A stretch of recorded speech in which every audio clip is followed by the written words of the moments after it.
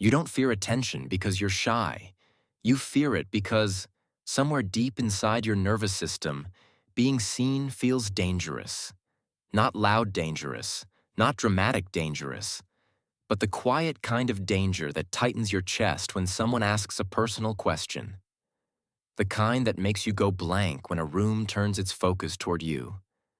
The kind that urges you to disappear just a little, to speak softer, want less, take up less space. You learned very early that visibility came with a cost. Maybe it meant disappointment. Maybe it meant criticism. Maybe it meant being misunderstood, ignored, or emotionally abandoned after you finally showed yourself. So you adapted. You became perceptive instead of expressive. You became agreeable instead of authentic. You became safe. And here's the paradox. The quiet, devastating paradox at the center of your life. The invisibility that once protected you is now the very thing starving you. You want connection, but you flinch when it gets close. You want to be known, but you instinctively hide.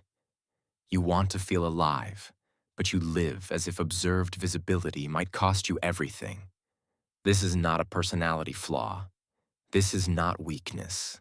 This is a survival strategy forged in emotional neglect. And today, we're going to name it. Because what remains unnamed continues to control you from the shadows.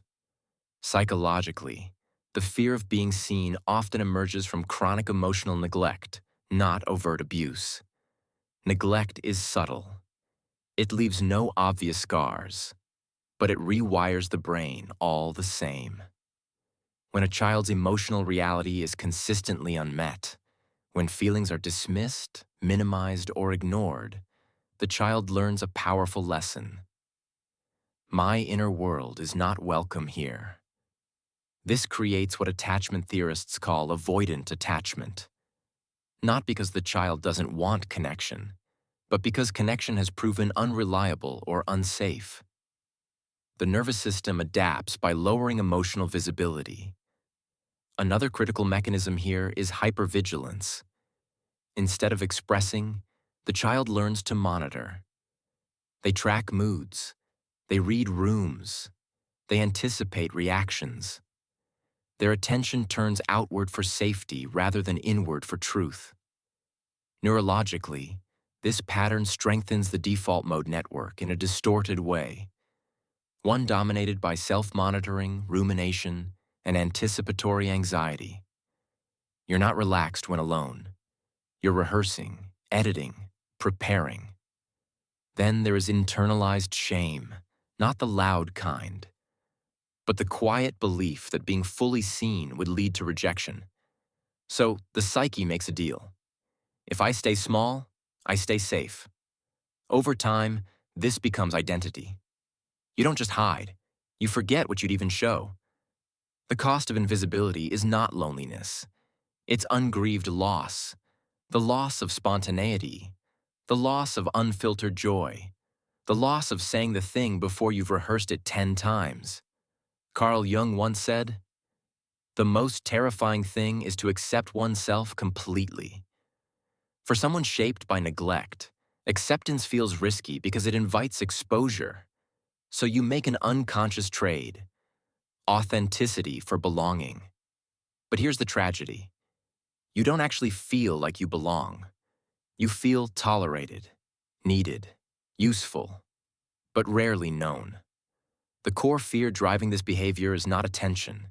It's emotional abandonment. Being seen once meant being ignored later, or criticized, or emotionally left alone with your feelings. So even in safe moments, your body remembers. You hesitate before joy. You downplay success. You soften your needs. Simple moments, sharing excitement, expressing anger, asking for help, become complex negotiations with your past. You live with an invisible grief, the grief of a self that was never fully allowed to arrive. This pattern doesn't disappear in adulthood. It evolves. You might recognize it here. 1. In relationships, you're emotionally present, but selectively. You listen deeply but reveal little. You crave intimacy, yet feel exposed when it arrives. 2. In career and creativity, you hesitate to share ideas. You understate your competence. You fear visibility more than failure. 3. With boundaries, you struggle to say no, not because you agree, but because disagreement feels like danger. 4. Internally, you feel restless yet numb, longing yet guarded, present yet distant. 5. In conflict, you default to silence or appeasement. Expression feels like escalation. 6. In identity, you describe yourself vaguely. You struggle to answer, what do I want? These are not personality traits. They are coping strategies, and healing begins not with force, but with witnessing. Witnessing means noticing the impulse to disappear without shaming it, saying, "This once kept me safe," instead of, "Something is wrong with me." Healing the fear of being seen is not about becoming louder. It's about becoming safer inside yourself. This often involves inner child reparenting, learning to respond to your emotions with presence rather than dismissal. It involves shadow work, welcoming the parts of you that learn to hide. And it involves choosing softness where vigilance once ruled. Visibility is not a performance, it's a permission. As philosopher Martin Buber wrote, "All real living is meeting, but meeting begins within." You are not broken for learning to disappear. You are adaptive, brilliant even. Now the work is not to erase that past, but to update it, to let yourself be seen gradually, safely, on your terms, because the goal was never to be fixed. The goal was always to become whole. If this spoke to you, share it, not because you need validation, but because someone else is still hiding. And healing begins the moment we are witnessed, together.